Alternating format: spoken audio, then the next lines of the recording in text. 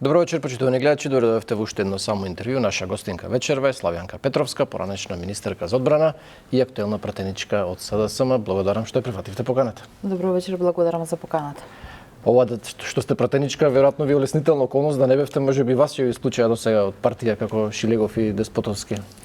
Па, јас сум секогаш спремна, ако било што сум погрешила, без разлика дали било тоа со некоја моја постапка или некоја моја изјава, се разбира, да дадам отчет пред органите на партијата, но барем до овој момент не е тоа побарано од мене. Пркосите вие вака подолг период, обично ние навикнати сме политичарите да им пркосат на раководството, сега зборувам генерално за во партиите, додека некој не ги повика од раководството и да им понуди некаков договор и нешто да ги вклучи во некои аспекти од функционирањето на партиите. Имало ли таков повик, таква понуда од раководството кон вас? За на некаков начин да прекинете со критиките. Јас сум кажала, можеби не сум имала прилика јавно да го кажам, меѓутоа во рамките на партијата, органите на партијата, па и со претседателот сум кажала дека не барам и не ми треба политичка функција во рамките на партијата. Јас повеќе сакам да зборувам за принципи, сакам да зборувам за тоа што се темели на социјалдемократијата и сакам да зборувам во рамки, се разбира, со моите партиски другари и другарки за тоа дали социјалдемократијата исполнува својата задача во СДСМ сега во овој период. Но така знаете дека ризикувате, ако не може да ви исклучат сега поради тоа што се пратеник, нема да ве стават на листа на следните избори.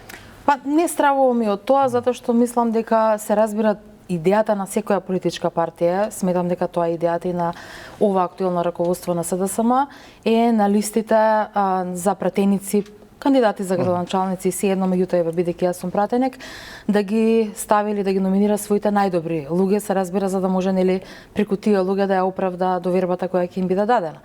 Така што да, кај нас политичките партии некако изградија изборен и политички систем во кој функционираат најлојалните, не најдобрите. Јас сум човек кој кога сум влегла во политика без при тоа да рече, нели да бидам на било каква позиција, туку само како член на Социјалдемократскиот сојуз на Македонија, почнувајќи од младина па натаму, мојата верба била дека на секој еден ден во рамки на политичката кариера му доаѓа денот кога ќе треба да се пензионира. И тоа не е поглед на годините старост, туку во тоа колку време сте на политичката сцена и каков резултат сте дале. Некој може да биде и кратко време на политичката сцена, меѓутоа резултатот за жал да биде негативен за партијата, така што мислам дека многу повеќе како поминува времето во демократијата во слободна Македонија, мислам дека треба да бидеме малку повеќе самокритични за тоа колку е нашиот влог или нашиот импакт, би рекла, во политичкото дејствување. Така што не стравувам и да ме има и да ме нема на листите, како што кажав и во 2024 година, тогаш од позицијата на министерка, јас се разбира дека ќе го дадам својот допринос за моите партиски другари и другарки кои ќе се најдат на таа листа. Вие во неколку наврати не еднаш пишувате овој период дека ако СДСМ не се промени, може да исчезне. Знаете, ова го слушаме често од опоненти, може од аналитичари, но кога некој внатре од партијата го кажува како предупредување, веројатно имате силни аргументи за тоа како мислите дека може да исчезне СДСМ и зошто би исчезнало? Па, на политичката сцена политичките партии го имаат своето место и го добиваат своето место во зависност од тоа какви резултати, но и каква политика спроведуваат и покажуваат и во однос на членството и во однос на граѓаните. Многу процеси кои во 2024 година, тогаш во рамки на кампањата за внатрепартиските избори, ги ветувавме сите кандидати, меѓутоа некако за голем дел од нив се најдовме, да речем, на иста бранова линија или на заедничко мислење. Сметам дека како процеси треба да се отпочнат внатре во партијата и дел од нив бараат промена на статутот на партијата, се однесуваат на тоа да малку повеќе му се даде, ајде да кажам, мок на членството, затоа што да, секогаш навистина сме се труделе и се трудиме да му го дадеме вниманието на членството, меѓутоа мокта на одлучувањето во делот и на изборот на локалните раководства, ако сакате во делот и на составувањето на листите, дали без оглед било тоа на советнички, пратенички, така натаму, за да може членовите да се чувствуваат мотивирани, да не сметаат дека се само декори, дека се само тука за да исполнат некоја партиска задача. Вие сте нели единствена партија која директно го бира лидерот, членовите имаат моќ директно на директни избори да го избират лидерот. Но еве и во вашиот случај, вие се повлековте од таа трка токму поради тоа што ни тоа не е само по себе гаранција дека изборот може да биде фер и условите да бидат честни. И јас затоа сметам дека треба во рамките на партијата да ги отвориме прашањата кои не само мене, туку и голем дел на членовите можеби ги мачат, и мислам дека таква дебата внатре-партиска е здрава. И особено кога гледате Кој дека бега од таа дебата? Некако не, знаете како дебата упорно велат дека ете конгрес имаше да ме крачистивме, се види дебата постои, но за да има ефект од таа дебата, барем според мене, треба на крајот од дебатата да донесете заклучоци за тоа што е производ од таа дебата. Затоа што јас и вие денес ќе имаме убаво интервју, без оглед на прашањата кои ќе ми бидат поставени, јас ќе дадам се од себе да одговорам на тие прашања. Меѓутоа, ако треба да се договориме за некоја заедничка активност, тогаш треба да излеземе со заеднички заклучок. Ме разбирате? Така што сметам дека малку ајде исходот од тие дебати и да не биде тоа, да не се сведе многу често на монолози. Јас ќе го кажам своето мислење, јас барем досега не гледам дека на некој му било забрането да го каже своето мислење, но не е доволно. Ако сакате нештата да ги подобрите, не е доволно само да го кажете своето мислење, туку треба тоа се разбира да има и повратен, ајде да речам, одговор од оние кои што се на раководните позиции во партијата. Така што мислам дека има доволно простор да се подобрат нештата.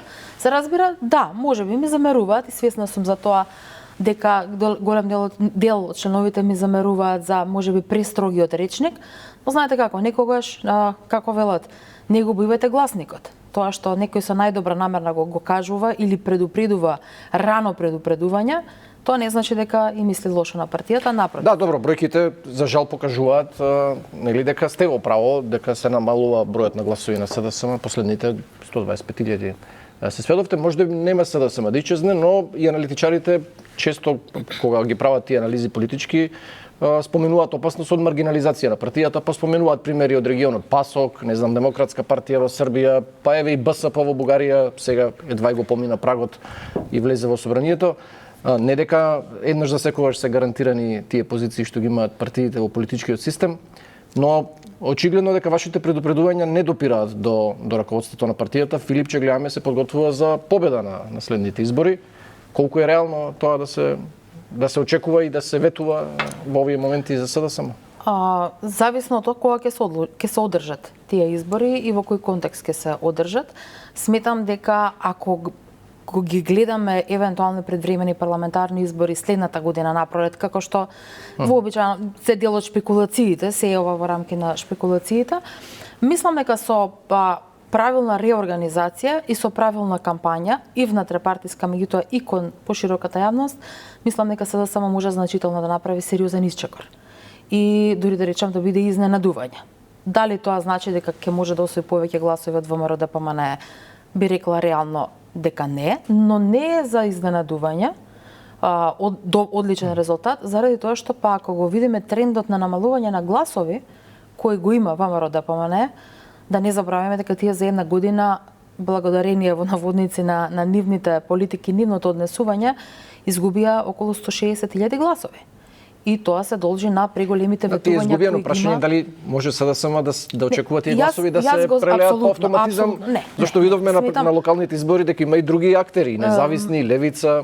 И сметам дека се повеќе и повеќе, особено ако ги анализираме локалните избори, сметам дека граѓаните се повеќе оние кои имаат малку повеќе, можеби не големи политички амбиции, меѓутоа имаат амбиции да направат нешто подобро во општеството. Јас нема да бидам изненадана ако во периодот кој предстои се појават повеќе, можеби дали ќе бидат сега политички партии или некако вид на раздвижување на политичката сцена кои, ајде да речем, ќе се обидат да го нарушат тоа поделбата на гласачите генерално меѓу двете големи политички партии.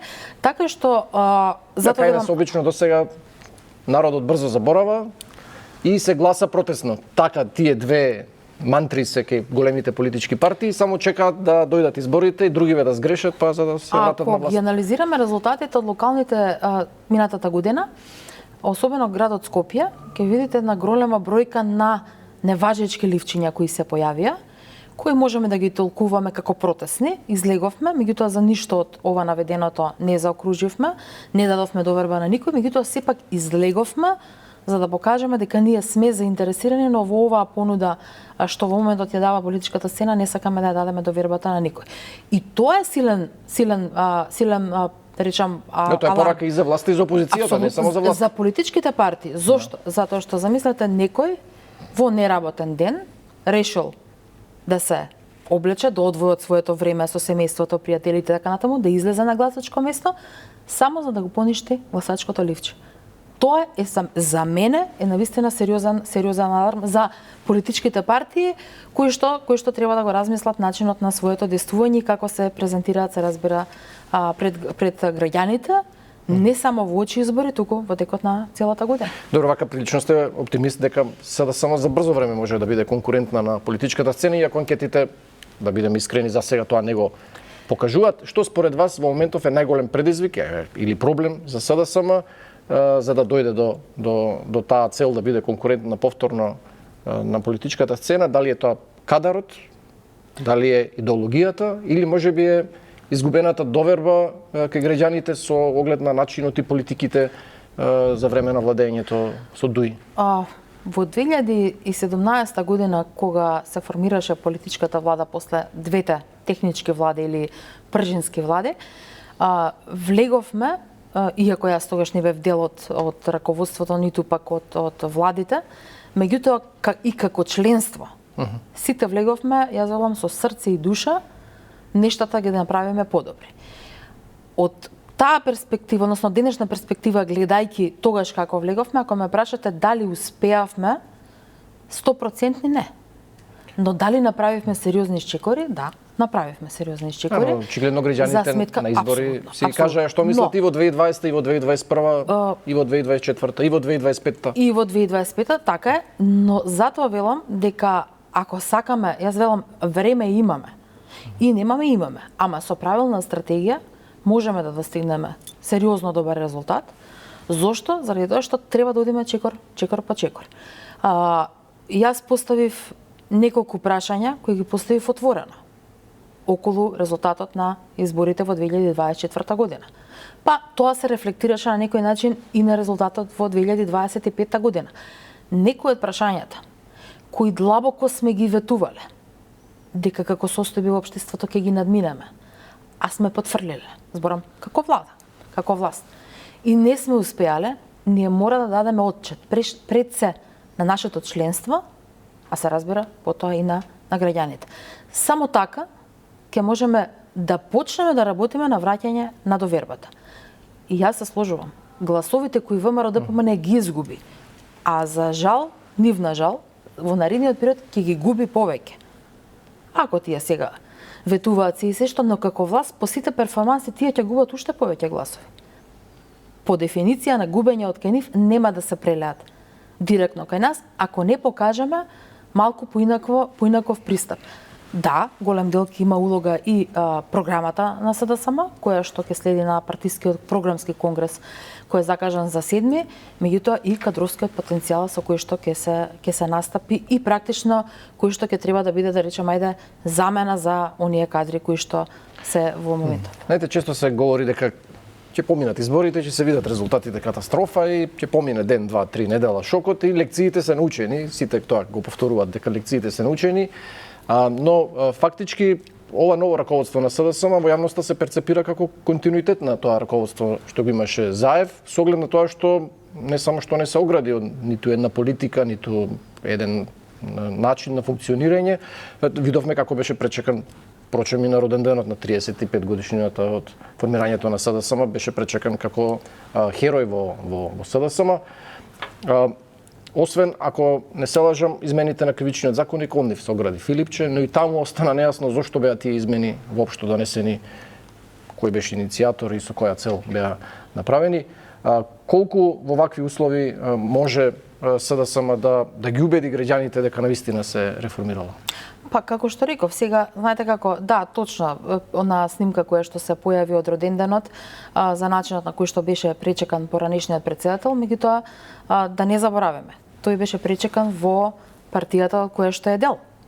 Сега, луѓето се разбира дека имаат минато со него. Граѓаните кажаа што мислат и за него, и за политиките негови, и за начинот на кој функционираше. Но, веројатно, членовите на Социјалдемократскиот сојуз на Македонија подеднакво ги памтат и времењата кога во таа партија многумина стравуваа да влезат. а кои подоцна стана и на одредени државни позиции. Мислите ли ви дека Кога нешто се требаше да се приспита од неговите политики, да се огради Јас ова не ново велам, раководство? знаете како, не велам приспитување на политики на личности, него генерално. Генерално, да, Затоа што само во владата личности, не да. седел само Зоран Заев. Седели и други луѓе околу но него обично од Социјалдемократскиот сојуз на Македонија. Тоа што лидерот го наметнува како... Имено, меѓутоа сега ако тие во тој момент се сложувале и не му противречеле, тогаш легитимитетот денеска да се зборува контра тоа што тој го донел, ако сметаме дека е погрешно, мислам дека нели не е толку исправно. Но не се. Можеме да влегуваме во детали, но во суштина сметам дека треба да се даде да има еден отворен разговор за тоа каде во кои столбови потфрливме или во кои големи ветувања потфрливме, зошто? И се разбира, како што реков, со правилна стратегија може да се направи. ВМРО ДПМН во 2017 година замина во тешка опозиција. И на централна, изгубена централна власт, и на локална, уште пострашна. Кој можеше да мисли дека ќе се вратат на власт со таков скандал, од кој што Македонија беше пострамотена во светот?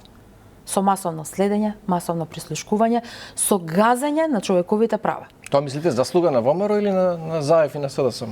Не, зборам што толку брзо успеа да се вратат? ВМРО ДПМН. Да се кренат толку брзо. Зборувам, тогаш изгубија.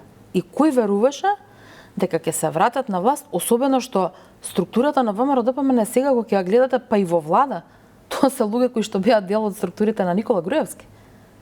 Министерот за одбрана не е непознат. Тој беше дел од владата, беше државен секретар. Министерот за транспорт и врски, исто така исторен играч. Антонио Милошевски, исто така исторен играч. Сакам да кажам, ако имаме правилна стратегија и ако отворено си ги воочиме грешките, направиме реорганизација, ги отвориме малку повеќе вратите за потенцијалот кој СДСМ секогаш го имал. Јас не можам да се сложам дека нема потенцијал, кадровски има. Голема партија. Тогаш, апсолутно, тогаш затоа реков, веројатно можеби сум ви оставила впечатокот на оптимист. Затоа што јас сум социјалдемократ и по убедување и по действување и тоа е идеологија во која што се пронаоѓам и затоа мислам дека вреди да се борам. Едно тие прашања кое се уште влечи опашка од тоа владење се разбира спорот со Бугарија и начинот на кој СДСМ одлучи да го решава тоа прашање. Еве до ден денешен ВМРО ДПМН обвинува за предавници, за предавство и Филипче и СДСМ, но гледаме дека партијата воопшто не се откажува од тоа што е француски предлог и тоа што се обврски преземени со тој француски предлог. Еве денеска Филипче во неколку наврати, во неколку прилики повторно инсистираше да се донесат уставните измени, го повикува Мицкоски да го направат тоа заедно, иако ставот на ВМРО ДПМН е прилично јасен за ова прашање. Зошто е инсистирањето толку на уставните измени во вакви околности, кога очигледно дека тој француски предлог не доведе во ќорсокак, 4 години сме веќе во ќорсокак, и очигледно дека граѓаните, барем според анкетите, не се баш согласни бугарите да влезат во уставот во вакви околности. Она што и како политичка партија, дали ова не беше едно од прашањата што можеби требаше да ги преиспитате? И јас како европската интеграција, патот да европска интеграција на нашата држава никогаш нема да биде преиспитан. Нема дилеми, прашање дали ова е вистинскиот пат. Но она што е барањето или прашањата кои се поставува е што владата направи, имајќи предвид што претходно ветуваа, дека ќе биде промената преговарачката рамка, дека ќе издействуваат подобри позиции, што сето тоа пред избори е легитимно да го ветувате, ако имате основа за тоа. Ако имате меѓународна поддршка која и во позиција на опозиција можете да ја издействувате. Поминаа 2 години. И јас, како пратеник зборувам, нова преговарачка рамка не видов. Нови, подобри услови не видов. Промената позиција на нашата држава подобрена во однос на позициите на Бугарија, јас не видов.